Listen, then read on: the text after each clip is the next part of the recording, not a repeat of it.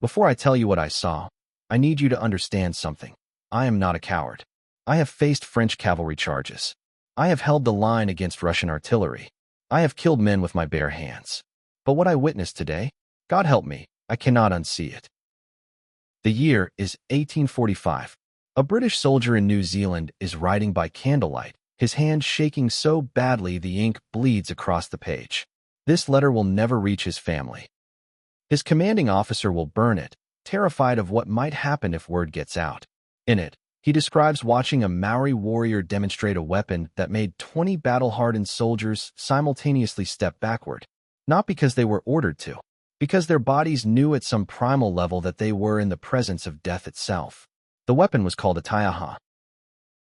And what this soldier witnessed that day violated everything he thought he knew about combat, about physics, about what the human body could do. Let me tell you about the weapon so terrifying that European military commanders try to have it banned from warfare entirely. The taiaha doesn't look like much. 6 feet of hardwood, a pointed spear tip on one end, a flat paddle on the other.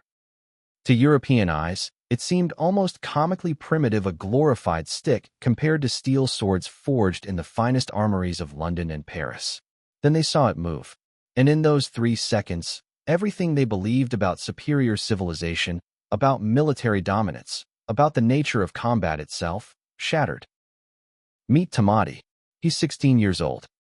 While European boys his age are still learning which fork to use at dinner, Tamati has already mastered something that will haunt the nightmares of trained soldiers for generations.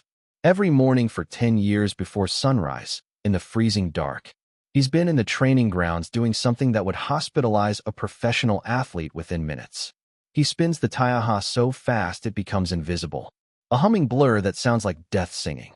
But this isn't performance. This isn't art. This is what 10,000 hours of perfect practice looks like. Every rotation is building neural pathways for strikes that happen faster than conscious thought, faster than human reaction time, so fast that by the time your brain registers danger, you're already dead. Here's what the British didn't understand. The taiaha isn't one weapon. It's 7. The pointed end, a spear for thrusting through gaps in armor that shouldn't exist. The flat end, a club that can shatter a femur in a single strike. The entire length, a staff for blocks, sweeps, and techniques that don't have names in English because Europeans never imagined they were possible.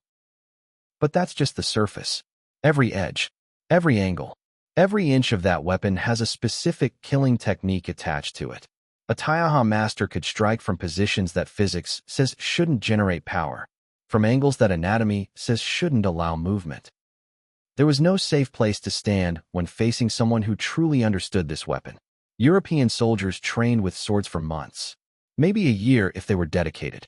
Maori warriors trained with the taiaha from the moment they could walk. Do the math.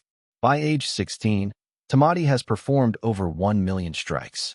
His body doesn't think anymore, doesn't hesitate, doesn't doubt.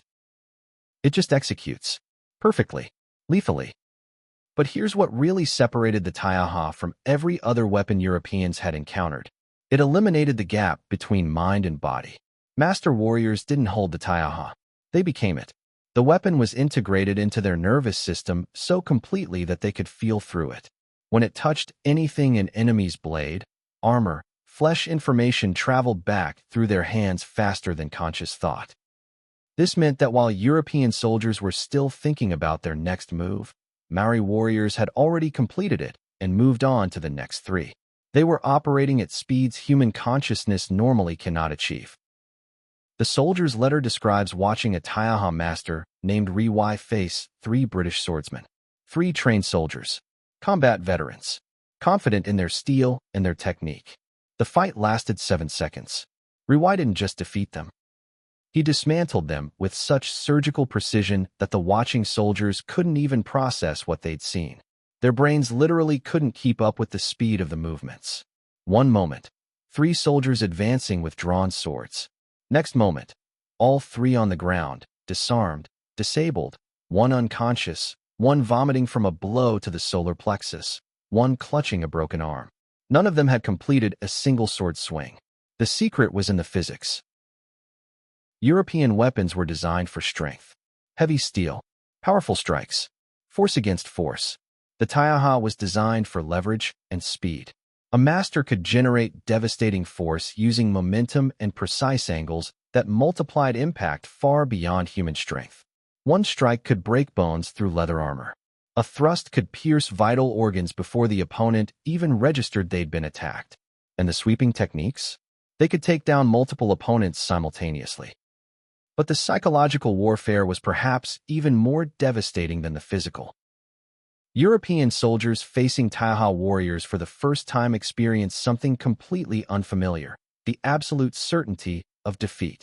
They could see it in the warriors' movements, in the weapons blur, in the complete absence of doubt or hesitation. This wasn't bravado. This was someone who knew, at a cellular level, that they had trained longer, harder, and more completely than any opponent they would ever face. The haka performed before battle wasn't intimidation. It was a demonstration of perfect readiness to kill. When European commanders analyzed why their forces kept losing to numerically inferior Maori warriors, they kept returning to one conclusion. The Taiaha was unfair. Military reports actually described it as uncivilized and barbaric military code for "we have no defense against this." Some commanders genuinely argued it should be banned under the rules of civilized warfare because it was too effective. Let that sink in. European armies with rifles, cannons, and steel weapons wanted to ban a wooden staff because they couldn't compete with it in close combat. But here's the truth that truly terrified them. Even when they captured Taiaha weapons and studied the techniques, European soldiers could not replicate the mastery. Because it wasn't about the weapon. It was about what the warrior had become. Decades of training that started in childhood. Physical conditioning that pushed beyond normal human limits. Mental integration that eliminated the delay between decision and action. The Taiaha master wasn't holding a weapon. They were operating at a level of capability that European military training never even approached.